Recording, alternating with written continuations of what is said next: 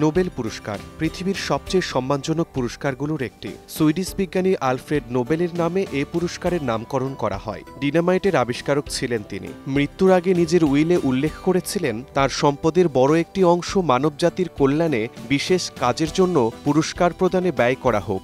আর সেই উইল অনুযায়ী ১৯০১ সাল থেকে শুরু হয় নোবেল পুরস্কার দেওয়া। প্রথমে ৫টি শাখায় দেওয়া হতো পুরস্কার: চিকিৎসা, পদার্থবিদ্যা, রসায়ন, সাহিত্য এবং শান্তি। ১৯৬৮ সালে অর্থনীতিও যুক্ত হয় এ তালিকায়। প্রতিটি পুরস্কারের মূল্য $৯,০০,০০০। চলতি বছরও ৬টি ক্যাটাগরিতে নোবেল পুরস্কার বিজয়ীদের নাম ঘোষণা করা হয়। ২০২৪ সালে মোট ১১ জন ব্যক্তি ও একটি প্রতিষ্ঠানকে দেওয়া হয় এ পুরস্কার। দেখে নেওয়া যাক কারা এবং কোন প্রতিষ্ঠান পেয়েছে এবারে নোবেল পুরস্কার। অর্থনীতিতে এবছর নোবেল পুরস্কার পেয়েছেন যুক্তরাষ্ট্রের ৩ অর্থনীতিবিদ। যুক্তরাষ্ট্রের ম্যাসাচুসেটস ইনস্টিটিউট অব টেকনোলজির অধ্যাপক, তুর্কি বংশোদ্ভূত আমেরিকান ডারুন আশেমোগলু, একই প্রতিষ্ঠানের ব্রিটিশ আমেরিকান অর্থনীতিবিদ সাইমন জনসন এবং ইউনিভার্সিটি অব শিকাগো ইলিনয়ের অধ্যাপক জেমস রবিনসন।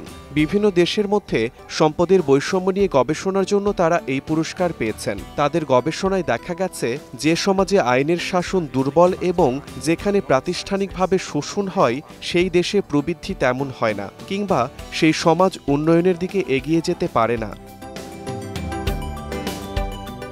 চলতি বছরের চিকিৎসাবিদ্যায় নোবেল পুরস্কার পেয়েছেন ২ মার্কিন বিজ্ঞানী, ভিক্টর অ্যামব্রোস ও গ্যারি রাফকুন। মাইক্রো আরএনএ এবং পোস্ট ট্রান্সক্রিপশনাল জিন নিয়ন্ত্রণে এর ভূমিকা আবিষ্কারের জন্য সম্মানজনক এ পুরস্কার দেওয়া হয় তাদের। তাদের গবেষণা উন্মোচিত করেছে কিভাবে এই মাইক্রো আরএনএগুলো সেলুলার আচরণকে প্রভাবিত করে, ক্যান্সার এবং হৃদরোগ সহ বিভিন্ন স্বাস্থ্য চ্যালেঞ্জ মোকাবিলায় অবদান রাখে। পদার্থবিদ্যায় এ নোবেল দেওয়া হয়েছে মার্কিন পদার্থবিদ জন জে হপফিল্ড এবং ব্রিটিশ ক্যানাডিয়ান জিওফ্রে হিন্টনকে। কৃত্রিম নিউরাল নেটওয়ার্কের উন্নয়নে পরিসংখ্যানগত পদার্থবিজ্ঞানের ধারণা ব্যবহারের জন্য এবছর নোবেল পেলেন তারা। দক্ষিণ কোরিয়ার লেখক হান কাংকে ২০২৪ সালের সাহিত্যে নোবেল পুরস্কার দেওয়া হয়েছে। নোবেল কমিটি জানায়, ঐতিহাসিক ট্রমা, ঔপনিবেশিক সহিংসতা এবং মানবতার ভঙ্গুরতা বিষয়গুলো তীব্র কাব্যময় গদ্যে প্রকাশ করার জন্য সাহিত্যে নোবেল পান কাং।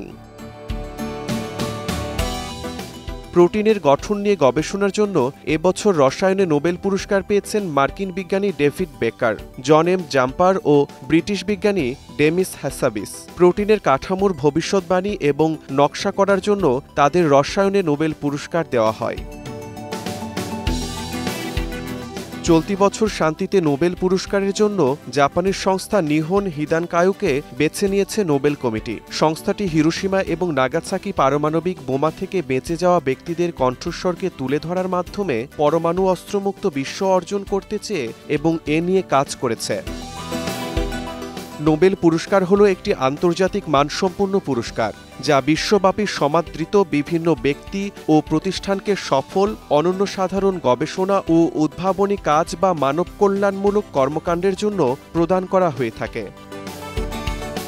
শিমুল হোসেন, সময় সংবাদ।